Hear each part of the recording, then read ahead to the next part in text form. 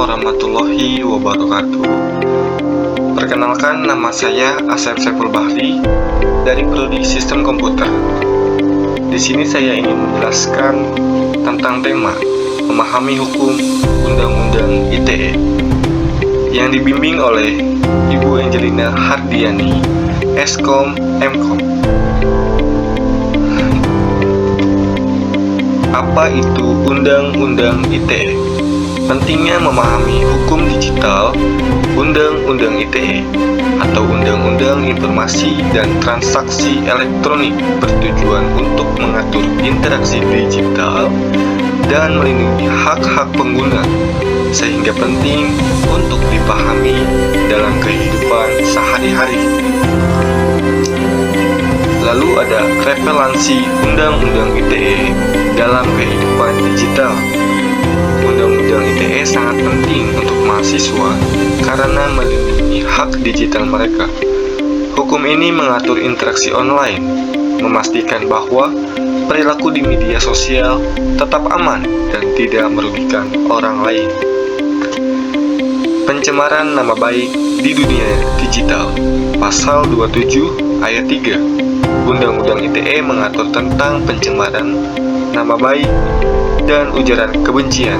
Penting bagi mahasiswa untuk memahami konsekuensi hukum dari komentar negatif yang mereka buat di media sosial. Selanjutnya ada pasal 28 ayat 2 yang berisi tentang berita bohong di media sosial. Undang-Undang ITE ini melarang penyebaran informasi palsu yang dapat menimbulkan kebingungan dalam konteks media sosial. Tindakan ini sering terjadi melalui posting berisi berita hoax yang merugikan masyarakat.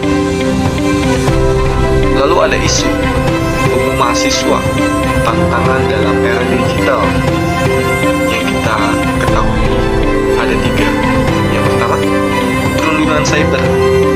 Perundungan cyber dapat terjadi di media sosial di mana mahasiswa dapat menjadi target atau pelaku. Dampaknya yaitu dapat merugikan kesehatan mental dalam hubungan sosial. Yang kedua, pelanggaran privasi. Mahasiswa seringkali tidak menyadari pentingnya menjaga privasi mereka. Informasi pribadi yang dibagikan dapat disalahgunakan oleh orang lain, mengakibatkan resiko yang serius. Yang ketiga, penyebaran informasi pribadi. Berbagi informasi pribadi di platform publik dapat membahayakan. Mahasiswa harus berhati-hati tidak mengungkapkan data sensitif yang bisa disalahgunakan. Lalu ada contoh pelanggaran di media sosial. Di sini saya cuma menjelaskan 5 saja. Yang pertama, penyebaran hoax, penyebaran berita palsu atau informasi yang belum terbukti kebenarannya. Kedua, ujaran kebencian, hate speech, konten yang menyerang atau merendahkan individu atau kelompok berdasarkan suku, agama, ras, atau golongan. Ketiga, pencemaran nama baik, menuduh atau menyebabkan informasi negatif tentang seseorang tanpa bukti. Yang keempat, ada ancaman dan intimidasi, mengirim pesan berisi ancaman kekerasan atau teror secara online. Kelima, penyebaran konten pornografi, mengunggah atau membagikan konten asusila, termasuk yang melibatkan anak di bawah umur. Itu sangat tidak baik. Selanjutnya, komentar ofensif di media sosial. Dalam kasus ini, seseorang melihat komentar ofensif yang ditunjukkan padanya di media sosial. Tindakan ini dapat menimbulkan dampak negatif, termasuk masalah hukum dan kesehatan mental bagi korban. Lalu, berita tidak terverifikasi dan dampak penyebaran berita tidak terverifikasi dapat menyebabkan kepanikan, terutamanya yang tidak perlu di masyarakat, terutama di media sosial, di mana informasi menyebar dengan cepat tanpa pemeriksaan fakta yang memadai. Tips tanggung jawab digital penting untuk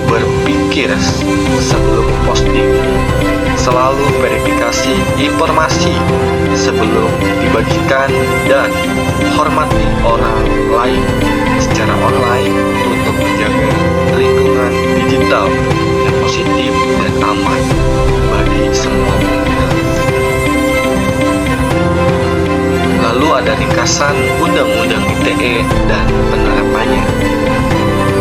Undang-Undang ITE berfungsi untuk melindungi interaksi digital dan memastikan keamanan informasi. Mahasiswa perlu memahami pelanggaran umum yang harus dihindari agar dapat berperilaku bijak di dunia maya. Bijak dan bertanggung jawab, yaitu menciptakan lingkungan digital yang positif. Sekian yang bisa saya sampaikan, kurangnya mohon maaf. Terima kasih. Wassalamualaikum warahmatullahi wabarakatuh. Terima kasih sudah klik video ini.